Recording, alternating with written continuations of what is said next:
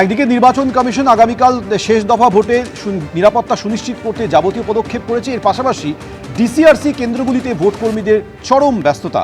EVM সহ vote গ্রহণের সামগ্রী নিতে ডিসিআরসিতে ভিড় করছেন ভোটকর্মীরা।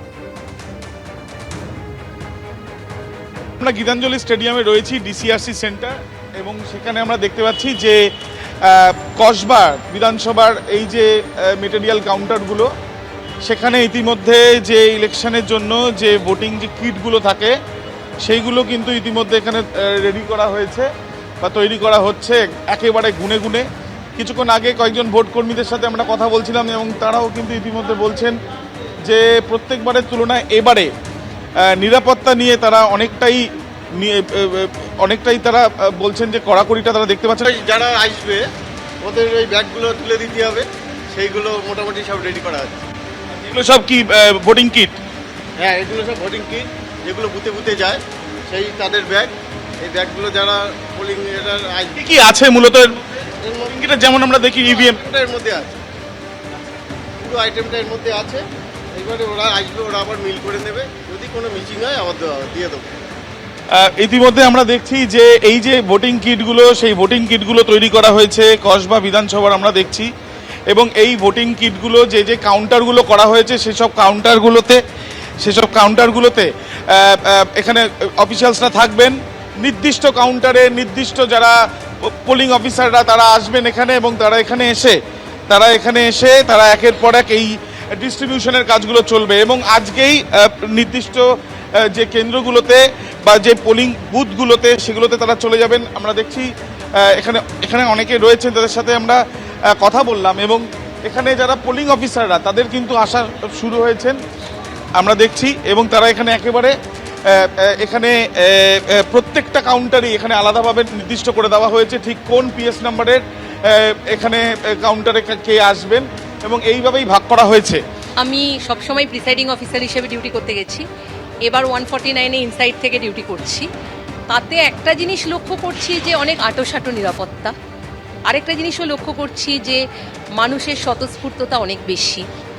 আর যেটা আমি বলছিলাম যে এবারে একটা নতুন জিনিস চালু হয়েছে, যারা সত্যিকারের পারছেন না বয়সজনিত কারণে বা অসুবিধাজনিত কারণে, তাদের ক্ষেত্রে হোম ভোটিংটা এবার হলো। আপনারা দেখেছেন এভিএসি ভোটিং হলো, সেখানেও পোলিং অফিসার হিসেবে গেছিলাম। তাতে মানুষের স্বতঃস্ফূর্ততা ভালো লেগেছে যে তারাও তাদের ভোট দিতে পেরেছেন। আর রাস্তাঘাটে চলতে গিয়ে তো আমার নিজের বাড়িও 100 মিটারের মধ্যেই পোলিং স্টেশন রয়েছে একটি, সেখানেও ভালো রুটমার্চ চলছে। নিরাপত্তা বেশ আঁটোসাঁটো বলেই মনে হচ্ছে। দ্বিতীয় দফার ভোটের আগে একাধিক জায়গায় অশান্তির অভিযোগ সামনে এসেছে। উত্তর 24 পরগনার পানিহাটিতে বিজেপি কর্মীদের উপর হামলার অভিযোগ উঠেছে। গ্রেপ্তার করা হয়েছে পানিহাটির তৃণমূল কাউন্সিলরকে। ভোটের আগে উদ্দেশ্য প্রণোদিতভাবে গ্রেপ্তার করা হয়েছে বলে অভিযোগ তুলেছে তৃণমূল। কোথাও সংঘর্ষ, কোথাও বিজেপির উপর হামলা, কোথাও পুলিশকে শাসানির অভিযোগ।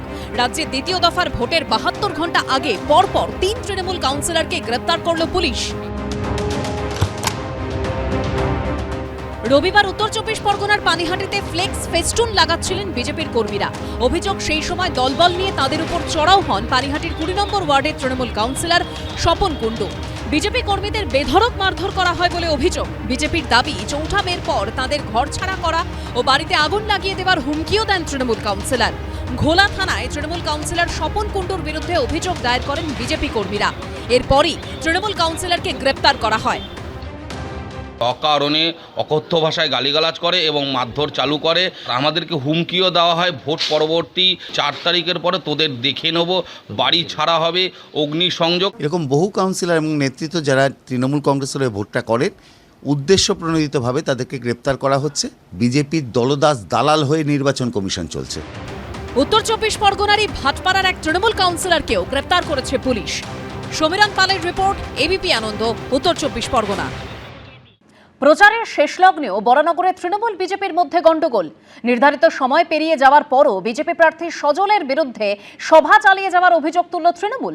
পাল্টা তৃণমূল কাউন্সিলরের বিরুদ্ধে অভিযোগ তুললেন সজল ঘোষ।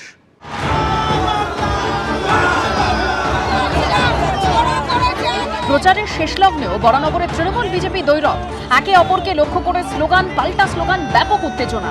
পরিস্থিতি নিয়ন্ত্রণে আনতে তৎপর হলো কেন্দ্রীয় বাহিনী। সোমবার বরানগরের 14 নম্বর ওয়ার্ডের সুভাষপল্লী এলাকায় শেষ প্রচার ছিল বিজেপি প্রার্থী সজল ঘোষের।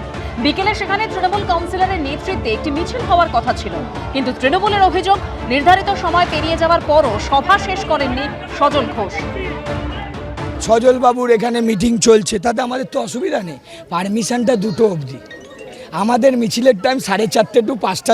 আমাদের এখানে পারমিশন ছিল, পারমিশন থাকা সত্ত্বেও এরা ঘন্টা 2-3 ধরে আমায় ডিস্টার্ব করে যাচ্ছে। এই তৃণমূল এখানকার কাউন্সিলর। এই নিয়ে রীতিমতো উত্তেজনা তৈরি হয় এলাকায়। তো বললো টাইম পেরিয়ে গেল, আমার নাম সজল, গিয়ে ব্যাকগ্রাউন্ডটা চেক করে নিবি, আমার নামও মেজো। উনি আমাকে যেমন জবাব দেবে আমি তেমন উত্তর দেব। টাইম পেরোলে পুলিশ আসবে, ওরা তো 3 ঘন্টা ধরে আমায় করতে দেয়নি। সব মিলিয়ে প্রার্থী ঘোষণার পর থেকে শেষ প্রচার, গোটা পর্ব জুড়ে প্রচারের দ্বৈরথ নিয়ে শিরোনামে থাকলো বরানগর। সমীরণ পালের রিপোর্ট, এবিপি আনন্দ। ভাঙড়ের তৃণমূল প্রার্থী শওকত মোল্লার উপর হামলার অভিযোগ উঠল আইএসএফ এর বিরুদ্ধে। প্রচার সেরে ফেরার সময় শওকত মোল্লা ও স্থানীয় তৃণমূল কর্মীদের উপর উঠল হামলার অভিযোগ, যদিও অভিযোগ অস্বীকার করেছে আইএসএফ। বুধবার দ্বিতীয় দফার নির্বাচন, তার আগে উত্তপ্ত দক্ষিণ 24 পরগনার ভাঙড়। ভোটের মুখে ভাঙড়ে উদ্ধার হয়েছে বোমা। ভাঙড়ের কাশীপুরে বোমা উদ্ধারের তদন্তে নেমেছে কেন্দ্রীয় এজেন্সি এনআইএ। এর মধ্যে তৃণমূল প্রার্থী শওকত মোল্লা ও তার কর্মী সমর্থকদের ওপর হামলার অভিযোগ উঠল আইএসএফ এর বিরুদ্ধে। প্রচার সেরে ফেরার সময় উত্তর চালতাবেরিয়া এলাকায় শওকত মোল্লার ওপরে হামলা চালানো হয় বলে অভিযোগ। উড়ে আসে চোর কটাক্ষ।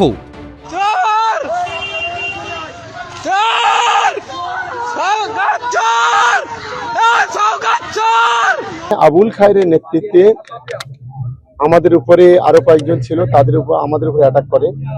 আমরা সঙ্গে সঙ্গে দাঁড়িয়ে প্রতিবাদ করি। পরবর্তীকালে সেন্টার ফোর্স সেখানে চলে আসে। ভুলভাল পাগলের প্রলাপ করলে কোনো লাভ নেই, ওনার জামানত জব্দ হবে। প্রতিবাদে বিজয়গঞ্জ থানার সামনে বিক্ষোভ দেখায় তৃণমূল। আইএসএফ এর পায়ের তলা থেকে যখন জমি সরছে, তখন এই ধরনের নোংরা খেলা নওশাদ সিদ্দিকী খেলাতে চাইছে। আমরা আমাদের ছেলেদের বলেছি প্রশাসন আগে দেখুক, প্রশাসন যদি অ্যাকশন না নেয় পরবর্তীকালে আমরা নিজেরা বসে এটা পরবর্তী আলোচনা করব। আইএসএফ এর যে পঞ্চায়েত মেম্বার, তার নেতৃত্বে এই ঘটনা ঘটেছে। যদিও হামলার অভিযোগ অস্বীকার করেছে আইএসএফ। উনি নোংরা ভাষা নওশাদ সিদ্দিকীর বিরুদ্ধে ব্যবহার করেছেন, প্রতিনিয়ত আক্রমণ করেছেন। এখন যখন প্রতিক্রিয়া সাধারণ মানুষ দিচ্ছে, সাধারণ মানুষ যখন তাকে চোর বলে স্লোগান দিচ্ছে, সেটা ওনাকে হামলা করা হচ্ছে বলে উনি উপস্থাপন করতে চাইছেন। আইএসএফ এর বিরুদ্ধে বিজয়গঞ্জ থানায় লিখিত অভিযোগ দায়ের করেছেন শওকত মোল্লা। রঞ্জিত হালদার, এবিপি আনন্দ। এবিপি আনন্দ, এগিয়ে থাকে, এগিয়ে রাখে।